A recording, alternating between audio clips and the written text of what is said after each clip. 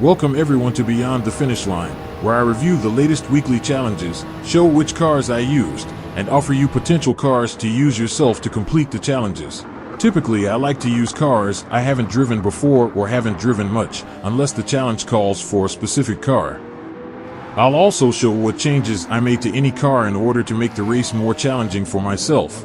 And also show you the strategy I used for the fifth race, which has always been a race with tire wear and fuel consumption, and can be the most challenging of the bunch. Now I'll quickly go through each race and showcase any highlights and blunders I may have had, and show what it took for me to get the win. And before we start, please like, comment and subscribe. A simple click for you is a big help to the channel and is appreciated more than I can express. Thank you. Here we are with April week 2. I missed week 1, and I'll talk about that at the end of the video and what I thought about it. This week we have a European Sunday Cup 500, an American FR Challenge 550, another Superbird special event, a World Touring Car 600 and a World Touring Car 800. First race is the Euro Sunday Cup at Catalonia, 2 laps, and I'm driving the 1985 A112 Abarth. This is the setup I used, mainly sports upgrades with a few extras.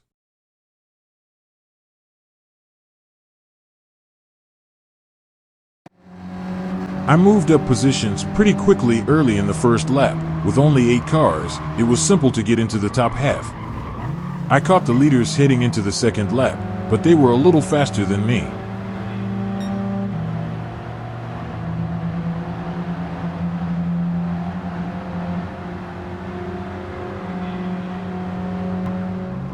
Turn 1 I got into P3, here I got P2, then had a drag race with P1 which I lost, but got the position at the end of the straight on the left turn.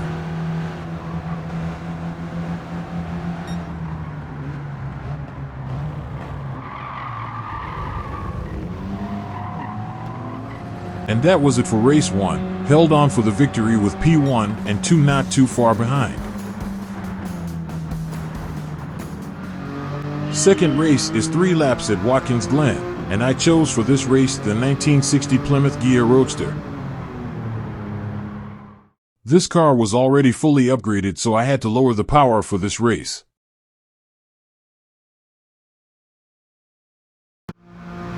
The field split up pretty quickly, and I moved up the back without any issues, a slight fender bender cutting through, but nothing major.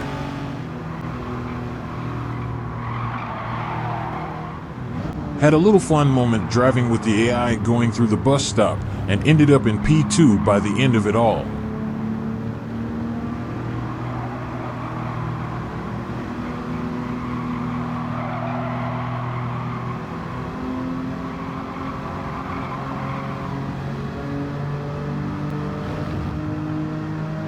Then a mini drag race with P2 and got the position just before the turn.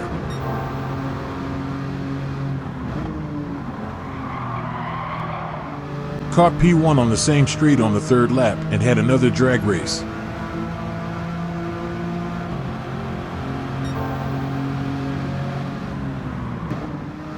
Held on for the win with P2 right on my tail.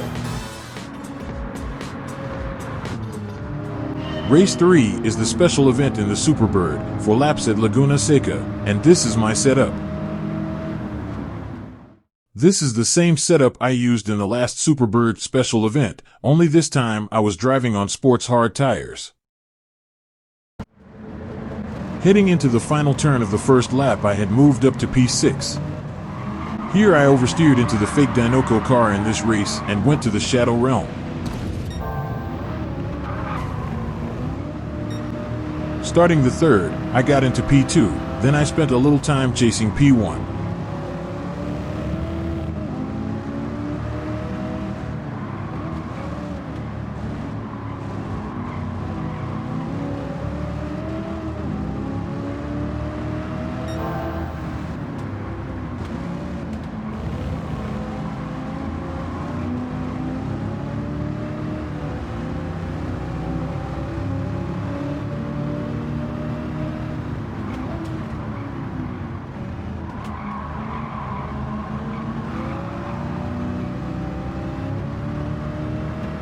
Once I got past him, it was clear sailing for the last lap and a half and a fairly easy victory.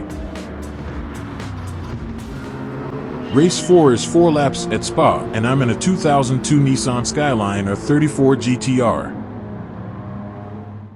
This Skyline is fully upgraded. I lowered the power restrictor and added weight, and removed every upgrade that could be removed.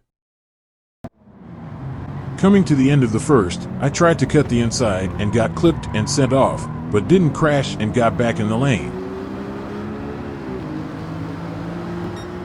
Later in the second, I caught up to the front pack as they were splitting, and got myself a few quick positions. I got the pass at the death chicane better this time and got another position moving into P3. At Eau Rouge, I finally overtook the Corvette to get P2, then got the lead later in this lap, and never looked back, crossing the line with a nice little gap on P2 and ready for the final race. And for that race I went with the Pennzoil Nismo GTR, and it has the regular available upgrades, and it's running at full power. I also had a big revelation later in this race, which I'll explain when we get there. I moved up quite a few positions in just the first lap, with easy overtakes on the field, moving from P20 to P13 by the time I was 3/4 of the way into the lap, and the lead cars started to split up at this point. The second lap was very similar. I was continuing with the easy overtakes, jumping from P13 to P7, but this was earlier in the lap. I made all those passes within the first half of the lap. Jumping to the fourth lap now, and I was ready to take the lead in this race very early, and I did, which surprised me at the time. I went to the pit at the end of the fifth and exited still in P1. It was around this point in the race I had my big revelation. I saw the lead I had and then realized I had switched my difficulty to normal when I was testing money grind cars, and never changed it back for the challenges. That's why I was able to get the lead so early, and kept it after I pitted. I normally lose over 10 positions after pitting, so keeping P1 was the major red flag. And that was it for this race. I finished with a huge lead and even lapped a couple cars on the final lap. First, I'll talk about week 1 challenges, which I missed making a video for. I work 4 hours on Saturdays now, and it's changed the time I have to make these videos, and I was a little tired to start the week, so the missed video helped with that. And those challenges were pretty lackluster. The Renault in the dirt wasn't even fun, especially for a special event, and the last race we got just a few weeks ago, so repeating it wasn't any fun at all. We need more races and future updates.